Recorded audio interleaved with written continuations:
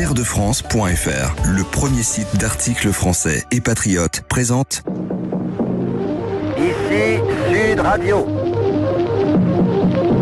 Les Français parlent au français. Je n'aime pas la blanquette de veau. Je n'aime pas la blanquette de veau. Sud Radio Berkov dans tous ses états. Ah, je ne suis pas le seul, hein. Le Parlement européen, ça bruisse en ce moment, ça bruisse. Le 9 juin, un certain nombre de parlementaires vont être réélus, d'autres vont arriver, d'autres vont échouer, on va voir. 27 pays qui votent. Et puis, une députée européenne dont on espère qu'elle sera réélue, c'est Virginie Joron. Bonjour Virginie Joron.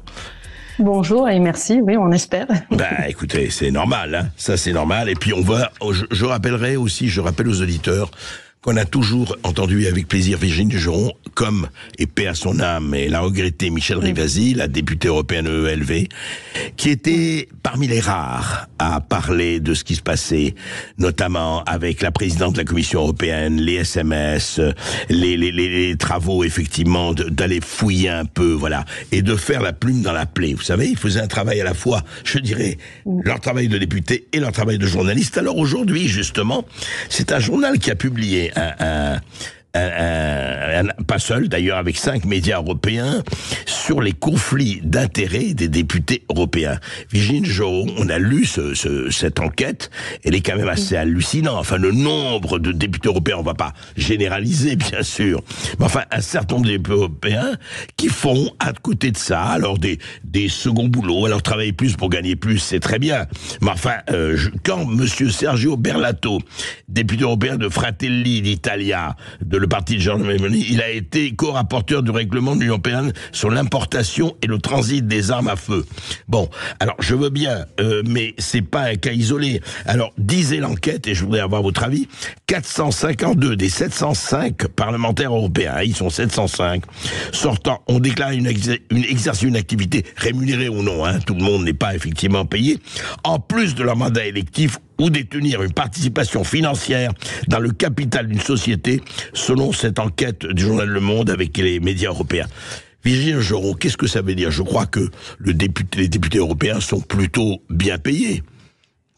Oui, mais pour rappel, quand j'ai commencé ce mandat, j'ai eu en audition Sylvie Goulard, qui a aussi faisait partie de cette problématique de savoir est-ce qu'on peut, avec un mandat de député européen, avoir une activité extérieure. Oui. Donc ce qui pose problème aujourd'hui, ce n'est pas d'être avocat à côté ou de continuer une activité extérieure, mais qui serait indépendante de l'activité que nous avons en tant que député européen, donc de législateur. Ce qui pose problème, c'est effectivement pour certains députés d'avoir des activités qui pourraient rentrer dans on appelle ça du lobbying, c'est-à-dire du conflit d'intérêts, véritablement. Conflit d'intérêts, du lobbying avec la Commission, puisqu'on sait très bien que tout émane de la Commission, toute la législation émane de la Commission, et elle est influencée par des ONG, des think tanks, des syndicats et des lobbyistes, on appelle bien ça, et on les appelle 50 000 lobbyistes à Bruxelles, 50 000. Voilà. Alors qui sont enregistrés au registre de transparence, un peu plus de 12 000, et dont 3 500 ONG. Ce qui pose problème, et pourquoi Sylvie Goulard, je reprends cet exemple, c'est parce qu'elle était députée européenne pendant 3 ans, et d'ailleurs elle n'a pas pu être commissaire parce qu'elle n'a pas pu répondre à ces questions, et on avait déjà soulevé cette problématique parce que en même temps qu'elle était députée européenne, elle était rémunérée par un think tank californien, assez bien, d'ailleurs mieux que son indemnité, 10 000 €, et elle n'a pas pu produire de travaux durant 3 ans. Et ce qui peut poser problème, parce qu'on le voit bien aujourd'hui, il y a des influences étrangères, et on lutte contre ces influences étrangères qui pourraient avoir un impact direct sur nos travaux. Et donc, effectivement, ça peut poser problème, parce que là, on voit, à partir de cette enquête, que notamment, moi, j'ai soulevé cette problématique, parce que, comme dit, avoir une activité économique à côté qui n'empiète pas sur l'activité de législateur, en soi, ne devrait pas poser de problème. En revanche, quand ça a une activité directe en matière de conflit d'intérêts, et on le voit là avec Guy Verhofstadt, qui est le vice-président de Renew, donc le parti de Madame Hayet, eh bien lui, on apprend par sa déclaration et cet article, qui fait partie du conseil d'administration d'un fonds de financement qui est répertorié en même temps au registre de transparence de la Commission européenne de Bruxelles. Et quand on va sur ce registre de transparence, on s'aperçoit que lors de la négociation du Green Deal, eh bien, cette fonds d'investissement, cette société a été 6 fois invitée à discuter avec la Commission de Bruxelles, notamment le cabinet de la présidente Ursula von der Leyen. Donc, flagrant conflit d'intérêts, là. Oui. Ça peut poser question, puisque lui aussi, Monsieur Guy Verhofstadt, est un fervent défenseur du pacte vert. Donc là, oui, ça pose question, et c'est le type de cas qui pose problème, parce que ça remet en question la confiance que nous avons dans les institutions. Et voilà, nous sommes en pleine campagne électorale. On voit qu'effectivement, il y a des enquêtes qui sont justifiées, et pour le coup, c'est un problème. Alors nous, on a eu juste Virginie Joron, pardon. Je vous demandais, est-ce que ça vous est arrivé d'être approché par des lobbyistes comme tout le monde, j'ai bien approché, ou pas? Alors oui, bien sûr, parce que quand nous sommes sur des gros dossiers, il y a des demandes de réunions, d'interviews par rapport à un dossier précis. Notamment, moi j'ai eu à gérer le dossier du packaging, donc tout ce qui est emballage et recyclage d'emballage. Et donc effectivement, l'industrie du secteur voulait me donner son point de vue. Donc soit je les accueille par téléphone, soit je les accueille pour entendre leur point de vue. Mais je déclare ces réunions sur le site du Parlement européen. D'accord. Ce que je regrette, voilà, donc ça c'est transparent, et puis c'est encadré, et on est obligé de l'indiquer dans nos travaux. Ce qui est regrettable là, c'est que là il y a quand même, comme pour le coup pour Monsieur Guy Verhofstadt, c'est qu'il est membre à part entière du conseil d'administration, et qu'il est rémunéré, et comme je l'ai fait pour Madame Sylvie Goulard quand je l'ai eu en audition. Pourquoi pas, mais alors montrez-nous votre travail, parce que effectivement, quand il y a vraiment du travail fourni, on pourrait dire d'accord, pourquoi pas, même si sur le fond ça pose problème, parce que voilà, comme vous l'avez dit, conflit d'intérêts, suspicion, c'est quand même la législation a un impact direct. Oui, mais que dit la législation du Parlement européen là-dessus? Est-ce qu'il n'y a pas une législation précise en disant, écoutez, vous êtes député européen à part entière, vous avez contact évidemment avec toutes des industries, des entreprises, des lobbyistes, c'est normal, c'est votre travail. Mais qu'est-ce qui fait, à partir de quand les limites sont franchies? Est-ce qu'il y a sanction? C'est ça qu'on dit. Il y a une législation précise là-dessus ou pas? Alors, il y a eu des aménagements de la législation, notamment récemment depuis le Qatar Gate, où chaque rapporteur de dossier doit inscrire dans un registre de transparence toutes ses invitations à des réunions avec des lobbyistes. Donc ça, c'est acté, c'est fait. Les sanctions, on ne sait pas, puisque le dossier, c'est tout récent. Oui, les valises pleines de billets du Qatar Gate, oui. Ça, pour le coup, effectivement, et pour rappel, Madame Eva Kaili n'a pas été ôtée du droit de vote. Elle a continué à siéger avec nous jusqu'à la fin de la dernière plénière. Donc, vous voyez un peu le décalage qu'il y a entre le scandale qui a éclaté et la réalité. Donc oui, il y a des règles qui ont été mises en place. Nous les appliquons. Ce qui pose problème, c'est effectivement cette promiscuité entre certains sociétés qui ont un accès direct à la commission et qui font pression, parce que ces gens-là, quand ils ont rendez-vous avec le cabinet de la présidente, c'est pour faire pression sur certains rapports qui sont en cours. Là, c'est le pacte vert. On a vu que ce dossier est sorti depuis 2023, et ce qui pose problème effectivement pour ce cas précis, c'est que Monsieur Guy Verhofstadt a prôné ce dossier, et il prône toujours le pacte vert. Donc oui, ça pose question. Il y a des règles, il y a des trous dans la raquette, et je l'ai dit dernièrement, parce que en fin de mandat, nous avions un dossier qui était sur la table, et on va continuer au prochain mandat, c'est effectivement mettre en œuvre des règles de transparence pour tous ceux qui ont un intérêt à faire pression sur la Commission, notamment problème de transparence. Et là, je le vois dans le registre de transparence, on a le nom de la personne qui a été contactée à la commission, on a la date, mais on n'a pas l'ordre du jour, par exemple. Oui, moi, mais par exemple, je voudrais savoir de quoi ils ont parlé. De quoi ils ont parlé. Mais Virginie Joron, par exemple, dans l'enquête du Monde et des Échos de journaux, il y a l'élu français des Républicains, Geoffroy Didier, qui déclare exercer comme avocat en droit des sociétés au sein du cabinet d'affaires Carbonnier-Lamaze, Rall et Associés, Carlara, pour 9 600 € par mois. Il y accompagne les entreprises dans des contentieux de la vie des affaires. Voilà, c'est le site du cabinet.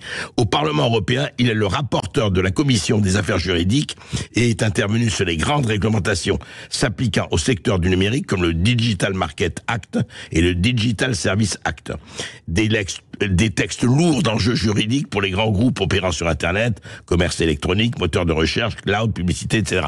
Là, est-ce qu'il y a conflit d'intérêt ou pas? Lui dit évidemment non, il n'y a aucun conflit d'intérêt, il n'y a pas, j'ai toujours veillé à ça. Mais est-ce qu'il n'y a pas quand même, est-ce que la législation de ce point de vue ne devrait pas être un peu plus précise? Je pense qu'il ne faut pas mettre tout le monde dans le même sac. Je m'explique. Quand vous avez des postes clés, des vice-présidences, des présidents de groupe, quand vous avez certains commissaires qui ont cette promiscuité flagrante, comme le cas de Guy Verhofstadt, là oui, ça pose problème. Effectivement, des activités, il y a d'autres dossiers, là, vous avez cité Monsieur Didier, mais il y en a d'autres aussi qui sont avocats, et peut-être qui vont, comme ils sont sur le dossier, vont peut-être dire à leurs clients qu'il y a en cours un dossier. Mais ils n'ont pas d'influence directe sur le texte. C'est ça toute la différence. D'accord, là, ce qui pose problème, c'est comment, comme je vous l'ai dit, c'est la commission qui produit le texte. Et c'est là qui est... Et si vous êtes membre de la commission et que vous êtes membre d'un conseil d'administration, évidemment, il y a problème, c'est ça? Exactement. Le député, là j'entends, vous avez pris l'exemple de l'avocat, il n'a pas d'accès direct au rapport. Même s'il suit le rapport, il va peut-être faire un amendement, mais là ça n'a pas de lien direct et surtout ça va pas changer le rapport et peut-être après il va peut-être il va vendre peut-être cette spécialité dans son cabinet dans le numérique. D'accord. Mais c'est différent. Oui, mais franchement, Virginie Geron, moi je ne sais pas, on regarde ça à l'extérieur. Oui. Pourquoi un député, vu les frais, etc., enfin vous connaissez mieux, vu son salaire, vu les frais, etc., est-ce qu'il ne pourrait pas, à un moment donné, mettre entre parenthèses son activité? Je dis pas qu'il disparaisse, bien sûr, parce qu'il peut ne pas être réélu. Mais enfin, est-ce que ça ne fait pas un job à part entière? Je pose la question. Ah ben ça, effectivement, ça peut poser question parce qu'on est censé être à 100% sur notre mandat. Donc oui, il y a une question de fond, il y a une question, effectivement, il y a une réflexion à avoir autour de ce sujet parce que, comme vous l'avez vu, il y a certains députés qui travaillent à 200%, d'autres à 100, d'autres à 50, d'autres à 20. Donc c'est aussi une question de mandat et comment on veut utiliser ce mandat. Après, voilà, il y a des règles quand même qui encadrent aujourd'hui l'activité du député européen, avec effectivement, on est obligé de remplir tous les répertoires de transparence. Ce qui est problématique et c'est aujourd'hui, puisque nous avons ce registre de transparence, c'est que c'est surtout au niveau de la commission. Qui eux ont plus de pouvoir, plus aujourd'hui c'est eux qui impulsent la stratégie. On l'a bien vu avec l'histoire des contrats Pfizer, c'est eux qui ont impulsé une stratégie et vous le savez très bien, vous connaissez bien ce dossier. Nous, les députés européens, on a suivi cette impulsion, on a suivi cette stratégie, et donc l'influence directe, ce n'est pas nous qui l'avons eu, donc l'exigence devrait être, à mon sens, encore plus stricte, forte et complète au niveau de la commission, puisque c'est là que le noyau dur est présent, et notamment en termes de législation. Et c'est là où le silence, malgré tout, continue. On l'a vu, on va reparler avec vous aussi, Virginie Geron, de ce qui s'est passé. Mais enfin, le feuilleton Bourla, Ursula von der Leyen et les SMS et tout le reste et les plaintes sont en cours. On verra ce qui va arriver. Mais enfin, vous, personnellement, dernière question, c'est votre job à 100%? Tout à fait, c'est mon job à 100%. J'étais juriste dans une grande entreprise avant de débuter ce mandat et je suis en congé sabbatique. Donc oui, voilà, après, c'est une question de morale et c'est personnel. Donc oui, moi à 100% et je déclare tout et après, après, c'est ce qui est problématique encore dans ce dossier, c'est quand il y a des influences directes. Là, cette enquête est intéressante et ça, effectivement, ça ouvre le sujet pour la nouvelle mandature d'améliorer les textes. Parce que, comme je vous l'ai dit, le registre de transparence, c'est ouvert. On met on met les dates. On ne sait pas l'ordre du jour exact. on ne sait pas qui a été l'interlocuteur de ces réunions. Et c'est important parce que pour avoir confiance aux institutions, pour avoir confiance aux engagements, eh bien, une exigence de transparence et de probité est nécessaire, surtout aujourd'hui, dans le contexte que l'on vit, parce qu'on le voit bien, là, on a parlé d'élections bientôt à venir, mais il faut mobiliser les gens, beaucoup de gens et pour les futurs électeurs, ils ont envie de savoir s'il y aura moins de trous dans la raquette. C'est ça aussi. Exactement. Merci Virginie Joron. Merci à vous. Merci bonne journée. Virginie Joron. Je rappelle que vous êtes eurodéputée RN du groupe Identité Démocratie au Parlement européen et que vous êtes sur la liste de Jordan Bardella pour ces élections européennes qui auront lieu le 9 juin. On va se retrouver dans un instant sur Sud Radio après les infos de 13h pour le face-à-face d'André Berkoff. À tout de suite sur Sud Radio. Sud Radio Berkoff dans tous ses états, midi 14h. André Berkoff. Avec terredefrance.fr, le premier site d'articles français et patriotes.